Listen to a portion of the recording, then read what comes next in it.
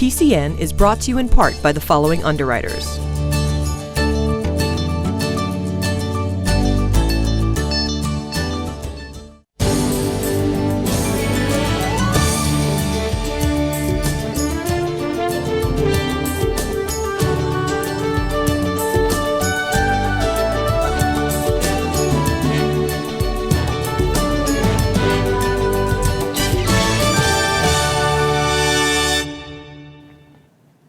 Welcome to PCN, local stories from Kingston, Duxbury, Pembroke, and Plymouth. We have a great show for you this week, and we bring you to a real history craft event in Plymouth, a pilgrim dinner in Duxbury, and a food truck battle in Hanover. PCN stops into Pembroke's historical display at Plymouth's Registry of Deeds. Pet Health brings us allergy information, and Health and Wellness is back with strength training benefits from the Kingsbury Club. It's a full show, and we start with a popular and growing South Shore event, Story Slams. Story Slams are becoming more and more popular on the local level. Modeled after the infamous Moth Radio Hour on NPR, Story Slams are 5-minute true personal stories told to an audience. No notes, no props, just direct storytelling. Kingston's Adams Center recently held their first slam, and PCN stopped in to hear more. Tonight, we're so excited because for the first time here in Kingston, the Adams trustees are hosting our first ever Story Slam, a wonderful opportunity for people who love to tell stories and listen to stories to come and be a part of this great, beautiful building. And we're excited about it because the Adams trustees have worked very hard to get the building open, to have the community come in and use it. So we're hoping tonight will be a great opportunity for that. We're looking forward to a great evening of wonderful stories, a lot of entertainment, and we just can't wait. Kingston reached out to me after they heard about the James in Norwell, and they were such a success. We've been doing Story Slams in Norwell now for, this will be our 3rd year, and they've all sold out. A Story Slam is a contest of words carefully crafted to choose the right words of your life experience, all boiled down into 5 minutes. Every Story Slam has a theme. Tonight's theme is dining disasters. I love doing this because I'm all about stories. You know, I'm in the newspaper business, been in the newspaper business forever, and it's because we're storytellers. And you know, we love language, we love the written word, and by extension we love the verbal word, the oral word. So coming here to do this and listening to people who are brave and willing to stand up and talk for 5 minutes and tell their personal stories, I'm all about it. I'd be telling it if I weren't judging it. Does everybody know what the theme is tonight? What is it? Dining disasters. Da, da, da, da. I still have to talk to the wedding cake that my mother made for our wedding, and I said, oh, okay. So the two of us had the spatulas. We had to remove the whole cake. Mary Jo knows, you can make a trifle. Okay. So that's what happened. It was a great success at the anniversary party, but don't ever ask me to make a cake. So I said to my husband on our first year as a married couple, I said, I want your parents to come over for Thanksgiving dinner. They'll possibly be in the turkey. So I take the turkey out of the oven, I unstuff it, and which was a good thing because now it was all this melted acrylic-y stuff in the stuffing. So I had to make my own homemade stuffing. I took all that stuffing out. I, completely I'm saying, I'm feeding it to them anyway. I put my own. Right then and there, we joined the nationwide turkey disasters that were unfolding across this very nation. And we got in the car to find another turkey. And of course, we couldn't find one. One of the Polish group who was seated next to me, just out of nowhere, quietly said to the table, you live in the land of plenty. You live in the land of plenty. And I think of that every Thanksgiving when I'm having a minor disaster of my own, a burnt crust or a brother-in-law who's acting like an idiot, or I'm feeling badly for that friend of mine who I brought in to sort of broker the relative thing that was going on. And I think to myself, I live in the land of plenty. I live in the land of plenty. The website you can go to find where Story Slams are happening all over Massachusetts is mass-story.com. And the name for the South Shore Slams to look for is Story Slam South. Watch for us because we're all over the South Shore. Looks like a fun event, and the next Story Slam on the South Shore is Sunday, October 25th at the New World Tavern in downtown Plymouth. I believe the theme is scary situations, just in time for Halloween. The season turns to fall, the leaves change color, and the air gets colder. We even start eating things that are right for the season. More soups and bisques, root vegetables and stews. You know, the kind of food the Pilgrims may have eaten to keep warm 400 years ago. In honor of this, the Alden Kindred of America teamed up with the Duxbury Food and Wine Festival to host a Pilgrim dinner. Are you looking to go out and have a nice dinner, but not really sure where to go, and more importantly, don't know what to wear? Over the weekend, we found a place not only serving delicious food, they even had clothes for you to try on, as long as you didn't mind looking like you just stepped off the Mayflower. Believe it or not, Thanksgiving is just a few short weeks away. Here at PCN, we're taking a look at different community events that celebrate the Pilgrim heritage and culture. One such event is taking place here tonight at the Alden House in Duxbury, where they're having a Pilgrim dinner. The dinner itself was part of the Duxbury Food and Wine Festival, hosted by the Alden Kindred of America, and was open to the public. Hosting an authentic Pilgrim dinner and inviting the community to participate outside of membership has been an opportunity for us to leverage groups like the Duxbury Food and Wine Festival for all of the exposure, publicity, and all of the benefits. It brings the community at large, whose interests may or may not include lineage, into an organization that is lineage-based but deeply entrenched in the community. While the attendees weren't required to wear the costumes, nearly everyone did, and luckily, there were enough to go around. We were donated the items from Pilgrim's Progress, which is hosted down at Mayflower Society. They generously donated hundreds of items for us to use tonight. Gratefully, we have capes for almost everyone that's in attendance, because it's a little bit cooler this evening. The dinner may not have been 100% genuine standard Pilgrim fare, but it did have a seasonal theme to it. We came up with a authentic menu using lots of fall ingredients. So we came up with a nice root vegetable soup, which is butternut squash soup, which is very sweet and very hearty, and it's fresh. Then we did this celeriac and arugula salad, finished with a pomegranate and a citrus dressing. So we had the nice kind of the different flavors and textures, but all using kind of seasonal vegetables. The entree was a turkey stew with a side of crushed new potatoes and roasted vegetables. With dinner now served, all of those in attendance were fully committed to this unique experience. It's rare to have one long table with 24 or 30 people at it, and the fellowship that they're experiencing this evening on site is unique and special, but it's part of the history and heritage of the Alden Kindred. For PCN, I'm Brian Sullivan at the Alden House in Duxbury. Pembroke is coming to Plymouth. No, it's not an invasion. It's a bit of history making its way to the Plymouth Registry of Deeds. Up until now, the town of Pembroke didn't have its own display at the registry, but thanks to the tenacity of Libby Bates, the chairwoman of the Pembroke Historical Commission, folks will get a chance to see on display many of the artifacts that helped put the town on the map and cement its place here on the South Shore. Well, here at the Registry of Deeds, we really honor our partnership with our communities and the town of Pembroke in particular, the Historical Commission that put this project together.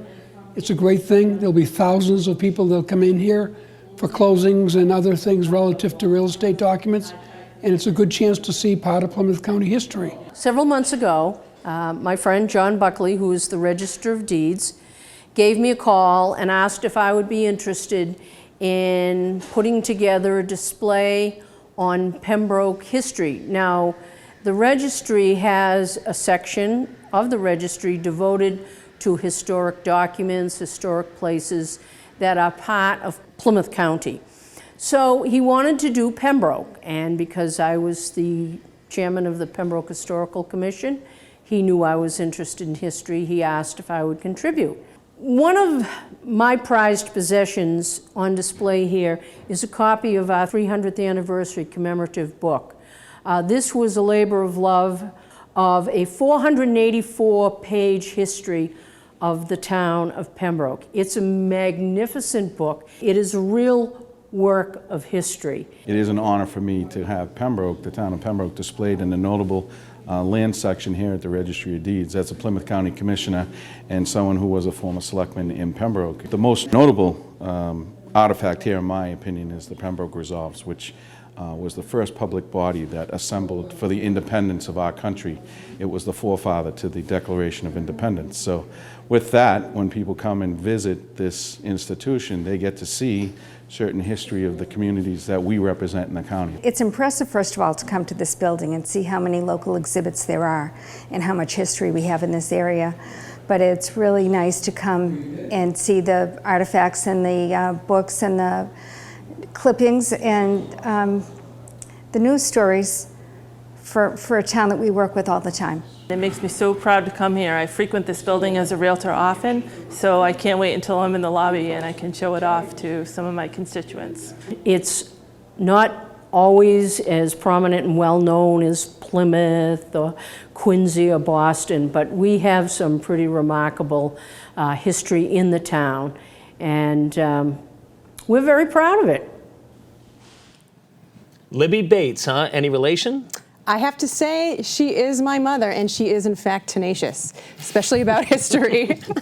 She was really passionate about it, and you know, there were so many people that I had to interview for that piece, but your mom was awesome. She was very informative. She gave me all kinds of information, you know, from like start to finish for as long as that town's been there.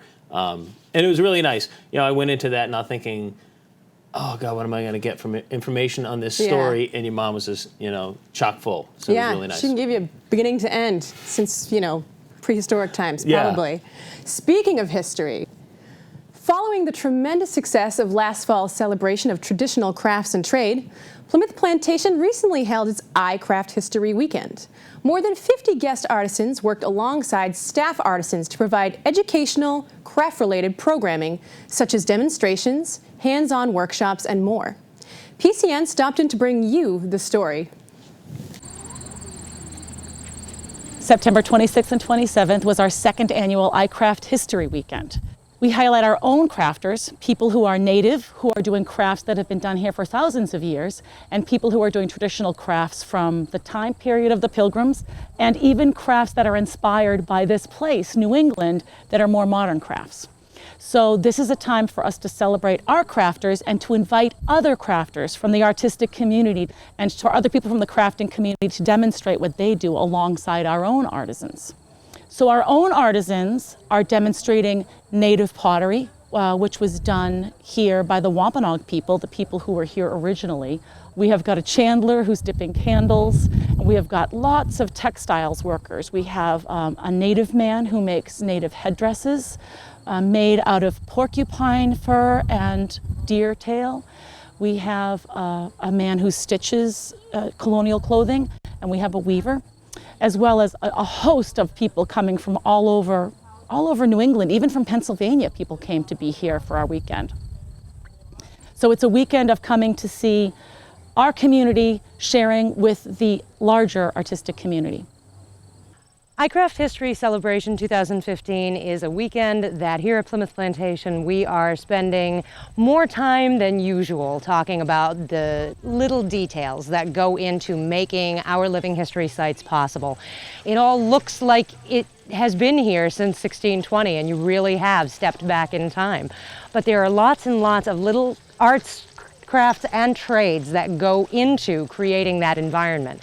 And so we have on staff here a variety of folks who are continuing to revive lost or almost lost traditions. On the Native Home site, we have Native people who are perpetuating and continuing crafts and trades that have been here in New England, here in this place, since the 17th century, since time out of mind. And on the English side of things, on the colonial side of things, we have folks who have chosen to learn historic crafts and trades, everything from carpentry, timber framing, thatching, blacksmithing, pottery, candle making, baking, historic tailoring. All of those things go into that all-encompassing environment that you find here.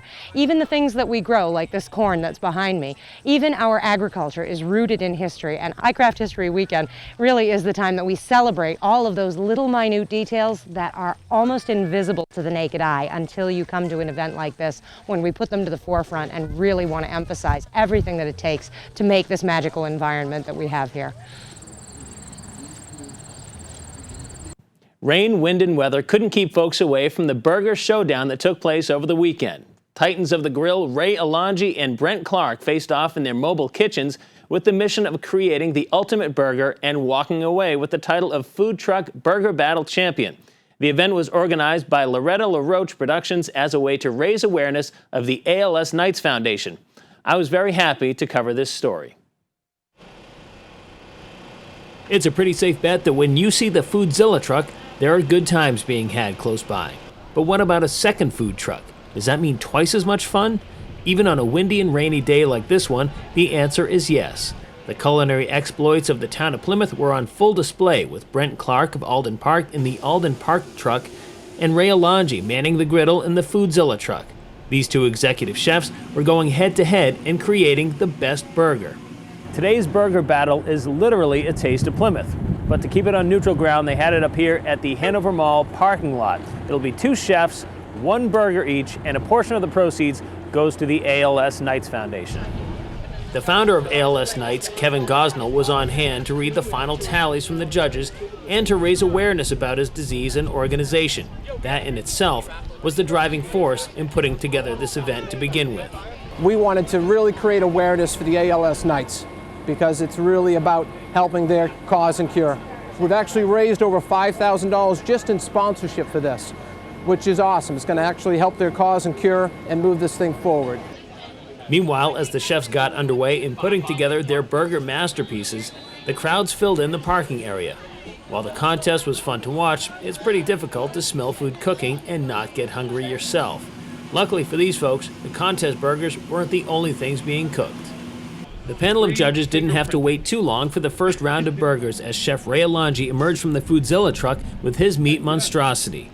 The judges saved some room in their mouths and their bellies for Chef Brent Clark's creation, but in the end, there would be only one food truck burger battle champion. Based on taste and creativity, Chef Ray Alonji walked away with this year's prize. This is my true love, putting together productions, and again, it's all about bringing people together, but my high is when people have a good time and just come out. In Hanover, I'm Brian Sullivan for PCN. You know, Brian, you always get the food shoots. I'm really jealous. I mean, if I could go to a shoot and get fed, I wouldn't even ask for a paycheck. All right, I would have traded you that one because the weather was terrible, but the food was awesome, and I was really surprised. A ton of people came out, and it's a great cause. And the organizer of the ALS Knights, so personable, and he really was able to explain exactly what the disease is and how to deal with it, and how it's still a virtual unknown because there isn't a cure for it. And it's not like your typical disease where you go to the hospital and they give you this and they give you that, and then you're taken care of. And he was able to explain it in layman's terms that we need people to be aware of these things and to... Yeah, and I mean, also at the same rate, it's really great that people go to great lengths to keep it in the media and keep it in front of people's attention, because it's not going away. So the best, way to, keep people informed is to keep it in the forefront of the media. And I just think it's a great thing that people do benefits like that. Yeah, a portion of the proceeds from all the burgers and food that was sold at this thing went to that ALS Knights Foundation. So in the end, it was all about that cause, and it was a great chance to eat some awesome burgers. Great. Our pet health segment takes us to Court Street Animal Hospital in Plymouth to hear more about pet allergies.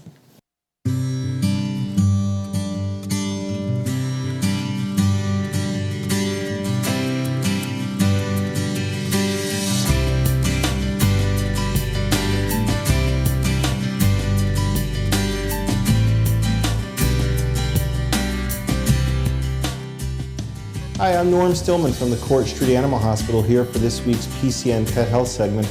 I thought this week we'd talk about allergies. This is a subject that seems to be cropping up a lot lately. I feel like maybe a third of all the animals I've seen lately have some kind of allergic issue, and of course my own allergies are terrible this time of the year too. Dogs and cats both get allergies, and almost always they manifest themselves as skin conditions.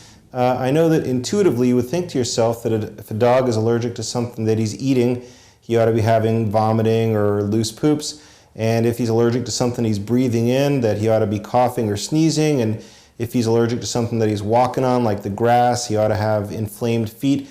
But as it turns out that almost regardless of what a dog's allergic to, or a cat, the symptoms are always the same, and they're always itchy skin, itchy feet, itchy ears.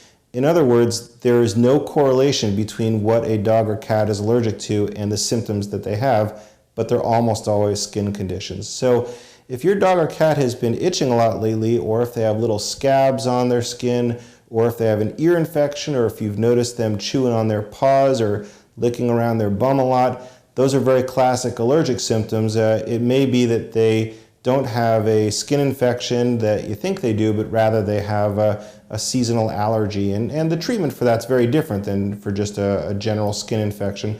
Might be worth letting your vet take a look.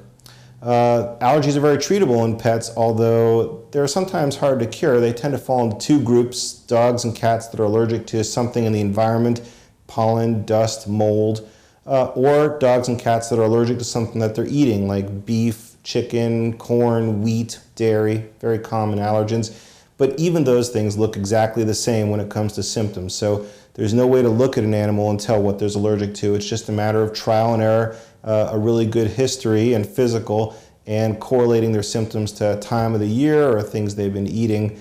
Again, good things to discuss with your vet. So again, if your pet's having some symptoms that have been concerning you, especially itchy skin, scabs, infected ears, chewing on the feet, maybe worth thinking about an allergy. Very common this time of the year. Thanks so much. Look forward to seeing you soon. Health and Wellness brings us to the Kingsbury Club in Kingston to hear how strength training can help your health.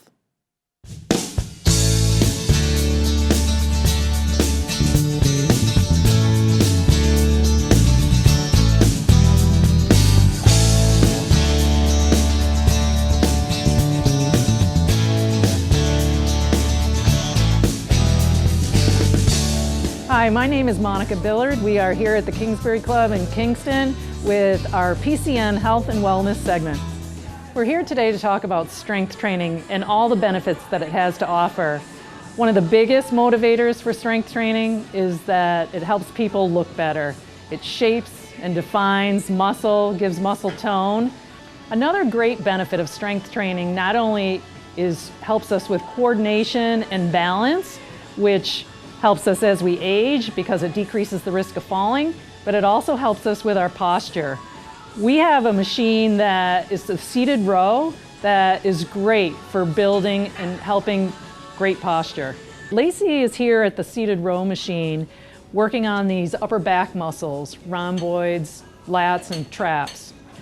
So Lacey is sitting up tall with good posture, lifted through the chest, shoulders soft and melting down, and squeezing back here between the shoulder blades.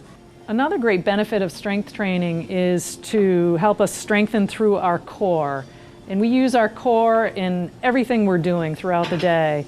Lacey's doing a torso rotation machine, and she's staying up tall, and she's using rectus abdominis and obliques to pull her hips through. Now we're working on balance. Strength incorporating balance, which is so important. As we age, we all increase the risk of falling, but if we work on balance, we can prevent that. Lacey is on a BOSU with a heavy weighted medicine ball being thrown against a rebounder, and she's working on balancing. First she was on 2 feet, and now she's trying to balance on 1 foot. You know, strength training can be great for people of all ages, and it's especially important for people with health conditions. Strength training can be as effective as medication. Thanks for watching. I'm Monica Billard with your PCN Health and Wellness segment. Thanks for watching this week's show. You can find repeat dates at PACTV.org, which also has links to all of our stories. You can subscribe to our YouTube page to receive weekly clips and entire episodes. You can follow us on Facebook and Twitter, where we keep you updated with each week's local stories, so be sure to follow us. See you next week for another edition of PACTV Community News.